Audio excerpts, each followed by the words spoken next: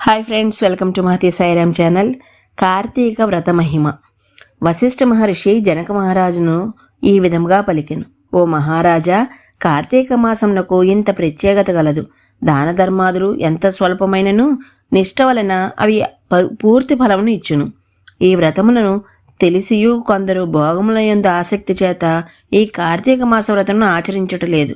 అట్లు చేయని వారు సునకము, చండాలుడు మొదలుగా గల జన్మలెత్తవలేను. బ్రహ్మరాక్షసులై పుట్టి ప్రజల్ని హింసించుట కూడా జరుగును. ప్రాచీన కాలమందు జరిగిన ఒక విశేషమును చెప్పేదను, ఆలకింపుము అని వశిష్ఠుడు ఇట్లు చెప్పనారంభించెను. పూర్వము ఆంధ్రదేశమందు రామాపుర అగ్రహారం గ్రామమున గోపాలశాస్త్రి అనే ఒక బ్రాహ్మణుడు కలడు. అతడు తపోనిధి, గొప్ప విజ్ఞాని, ఇంద్రియ నిగ్రహం గలవాడు, అన్ని ప్రాణులను సమాముగా గౌరవించే ఉత్తముడు. అతడు తీర్థయాత్రలు చేయదలచి బయలుదేరి గోదావరి నది ప్రాంతమునకు వచ్చుచుండెను. కోటిపల్లి క్షేత్రమునకు సమీపంన పెద్ద మర్రి చెట్టు గలదు.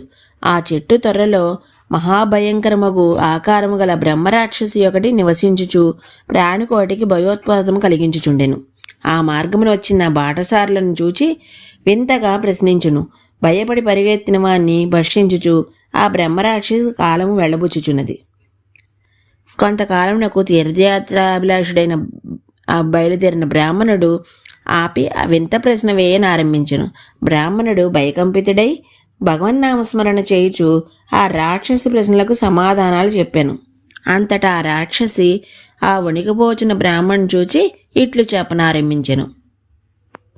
ఓ బ్రాహ్మణోత్తమ, భయపడవలదు.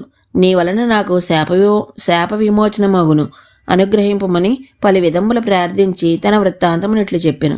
ఓ విప్రోత్తమ, నేను పూర్వజన్మయందు ఒక బ్రాహ్మణుడును. కులాభిమానములను కులధర్మములను పాటించక ఇష్టం వచ్చినట్లు ప్రవర్తించి తిని బ్రాహ్మణులను పండితులను దూషించి తిని వారు వీరు అనక అందరినీ బాధించి లంచములను గొనుచు మిక్కిలి బాధించి తిని అతిథులను పూజింపకపోగా ఇష్టం వచ్చినట్లు దూషించి తిని తల్లిదండ్రులను పూజింపకపోగా కనీసం వారికి అన్నమైనను పెట్టక తిట్టి కొట్టి తిని ఇదినూ గాక నేనొక పూజారిని దైవ సంపదను సొంతమునకు వినియోగపరిచి దైవదూషణ చేసి తిని ఇన్ని పాపములు చేయటే గాక వ్రత సహార్థం యాచించిన ఒక బ్రాహ్మణ్ణి దూషించగా అతడు మిక్కిలి కోపించి బ్రహ్మరాక్షసిగా పుట్టమని శపించెను. నేను పశ్చాత్తాపం చెంది మిక్కిలి ప్రార్థించగా అతడు దయతో నీ వింత ప్రశ్నలకు సమాధానం చెప్పిన ఒక బ్రాహ్మణుని వల్ల కార్తీక వ్రతఫలమును పొందిన తరువాత తిరిగి యథారూపం పొందుదు అని శాప విమోచనం తెలిపెను. కావున ఓ బ్రాహ్మణోత్తమ, నన్ను అనుగ్రహించి శాప విమోచనము కలిగింపుము అని బ్రహ్మరాక్షసి ప్రార్థించెను. బ్రాహ్మణుడు బ్రహ్మరాక్షసి వృత్తాంతమునకు జాలి చెంది తన వ్రతఫలమును దారపోయేటకు అంగీకారము తెలిపెను. తదుపరి ఆ బ్రహ్మరాక్షసి వెంట నిడుకొని కోటిపల్లి క్షేత్రము చేరి అచట స్నానము చేసి సశాస్త్రీయముగా తన కార్తీక వ్రతఫలమును దారపోసెను. వెంటనే ఆ బ్రహ్మరాక్షసి అతన్ని వీడి వెళ్ళిపోయెను. ఆ సమయమున స్నానము చేయుచున్న కొందరు ఈ వింతను చూచి ఈ కార్తీక వ్రతమును దేశములు చాటిరి. ఇట్టి మహత్యము గల కార్తీక మాస వ్రతమును గురించి ఎవరు చెప్పగలరు? అందున కార్తీక వ్రతము చేసి జీవనదులయందు స్నానము చేసి దాన ధర్మాదులు చేసి నీవు కృతార్థుడు వగుము అని చెప్పాను. కార్తీక వ్రత మహిమను విని జనక మహారాజు వశిష్ఠుని చూచి, ఓ మహర్షి, వ్రతమహిమను వింటిని. కార్తీక మాసమున ఏ దానమిచ్చుట ఉచితమో తెలియజేయండి అనగా వశిష్ఠుడు జనకుని చూచి ఇట్లనెను. ఓ జనక మహారాజా, అది ఇది అని భేదము లేక అన్ని దానములను ఈ కార్తీక మాసం నందు చేయవచ్చును. అందు దీపదానం ముఖ్యమైనది. దీన్ని శివకేశవాలయముల్లో ఎచ్చటనైనను సూర్యాస్త సమయమునందు మాత్రమే చేయవలేను. ఆలయమందు దానము చేయనప్పుడు గోపురమందు గాని గోపుర ద్వారమందు గాని మండపమునందు గాని చేయవలెను. అట్లు చేసిన వారు సర్వపాపమును పోగొట్టుకున్నవారగుదురు. ఆవు నెయ్యి, నూనె, ఆముదము వేటితోనైనను ఈ దీపాదానం చేయవచ్చును. భక్తితో గాని కోరికలతో గాని లేకుండగా గాని ఎట్లు చేసినను ఫలితం మాత్రం ఒక్కటే. ఎట్లు దీపదానము చేయవలేను? ఈ దీపదానమునకు గొప్ప మహిమ కలదు. ఆ మహిమను తెలుపు చిన్న కథ చెబుతాను. సావధానుడివై ఆలకింపుము. పూర్వకాలమున పాంచాలమున దేశము గలదు. ఆ దేశమున మహా ఐశ్వర్యము కలిగిన ఒక మహారాజు గలడు. కానీ అతనికి సంతానము లేదు. సంతానలేమికి ఎంతో చింతించి గోదావరి తీరమునకు వెళ్ళి తపము చేయనారంభించెను. అట్లు కొంతకాలము జరిగెను. పిప్పలాదుడను మహర్షి అతడికి వచ్చుట తటస్థించెను. మహారాజును చూచి తపము చేయుటకు కారణమడుగగా సంతానము కరగని మహారాజు జవాబు చెప్పాను. అందుకు ఆ ఋషి, ఓ మహారాజా, పండితుల సలహాతో పరమశివునకు ఇష్టమగు పని చేయము, నీకు పుత్రుడు కలుగును అనెను. అంత మహారాజు ముని సలహాను అనుసరించి స్వగృహమునకు తిరిగి వచ్చాను. బ్రాహ్మణులు పిలిచి అడుగగా కార్తీక మాసమున శివాలయమున భక్తితో దీపారాధన చేయవలెనని చెప్పాను. అందువలన పుత్రోదయం కలుగుననియూ చెప్పిరి. మహారాజు కార్తీక మాసమున దీపారాధన గొప్ప భక్తిభావంతో చేశాను. కొంతకాలం నాకు మహారాజు భార్య గర్భం ధరించి ఒక శుభదినమున పుత్రుణ్ణి గనెను. రాజు దీపాదాన మహిమకు ఆశ్చర్యపడి తన రాజ్యమునందు అందరూ దీపాదానము చేయవలసినదిగా శాసించెను.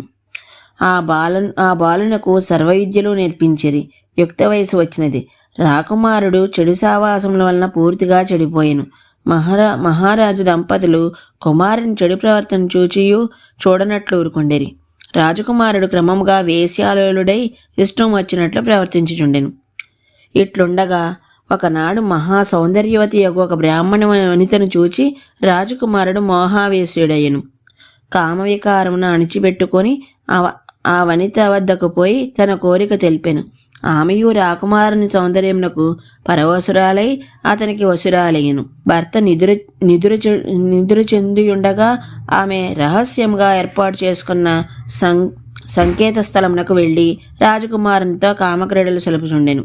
కొంతకాలమునకు ఈ విషయము బ్రాహ్మణునికి తెలిసినది. భార్యను రాజకుమారుని ఒకసారి చంపవేయుట కతడు సమయం కొరకు ఎదురుచూచుచుండెను. ఇట్లా కొంతకాలం గడిచినది. కార్తీక శుద్ధ పూర్ణిమ నాడు ఆ బ్రాహ్మణుయును రాజకుమారుడును ఒక దేవాలయంను కలుసుకొనిరి. బ్రాహ్మణుడు ఈ విషయము ముందుగానే తెలుసుకొని గర్భగుడి యందు దాగి ఉండెను. రాజకుమారుడు బ్రాహ్మణ యువతిని చూసి దీపమున్నా బాగుండునని అనగా ఆమె చీరకొంగు చించి వత్తిని చేసి దీపం వెలిగించెను. అనంతరము వారు రతిక్రీడలో తేలియాడుచుండేరి. అది చూసిన ఆమె భర్త సహించలేక భార్యను కత్తితో నరికివేశాను. రాజకుమారుని కంఠము పైన కత్తితో బలముగా కొట్టెను. రాజకుమారుడు చనిపోవచ్చు బ్రాహ్మణుని కత్తితో పొడిచెను. ఆ విధంగా ఆ దేవాలయం నందు ఆ ముగ్గురును చనిపోయేరి. శివదూతులు అరుదెంచి రాజకుమారుణ్ణి బ్రాహ్మణ యువతిని కైలాసమునకు తీసుకొని పోచుండిరి. బ్రాహ్మణుని యమదూతులు నరకమునకు కొనిపోవచుండగా బ్రాహ్మణుడు యమదూతలను చూచి, నేను నిత్యాగ్నిహోత్రుడను, వేదాంగ పారంగతుడను, వారిరువురు సర్వధర్మములను మరిచిపోయిన వ్యభిచారులు, వారి కైలాసమునకు నేను నరకమునకునా ఇదేమి అని ప్రశ్నించగా యమదూతలు ఇట్లు చెప్పిరి, ఓ బ్రాహ్మణుడా, వారులు ఎటువంటి వారైనను కార్తీక పూర్ణమి నాడు తెలిసి గాని తెలియక గాని దీపారాధన దేవాలయంను చేసిరి. వారికి ఆ దీపదాన ఫలము దక్కినది. కావున వారికి కైలాస ప్రాప్తియు, అట్టి పుణ్యదినమున వారిని హత్య చేసిన నీకు మహాపాపము కలిగినది. కావున నీకు నరక ప్రాప్తియు కలిగినది. వారు ఆ దీపదాన ఫలితంలో కొంత భాగం నీకు ఒసగిన నీ పాపము నశించి నీకు కైలాస ప్రాప్తి కలుగును. అది విని రాజకుమారుడు ఆ బ్రాహ్మణుని అనుసరించి పాపమునకు తాను కారణమనియు కావున తపఫలితంలో కొంత భాగమును ఇచ్చుచుంటిననియు చెప్పెను. అది విని యమదూతలు వెడలిపోయిరి. రాకుమారుడు బ్రాహ్మణ యువతియు బ్రాహ్మణుడును కైలాసమునకు వెళ్ళిరి.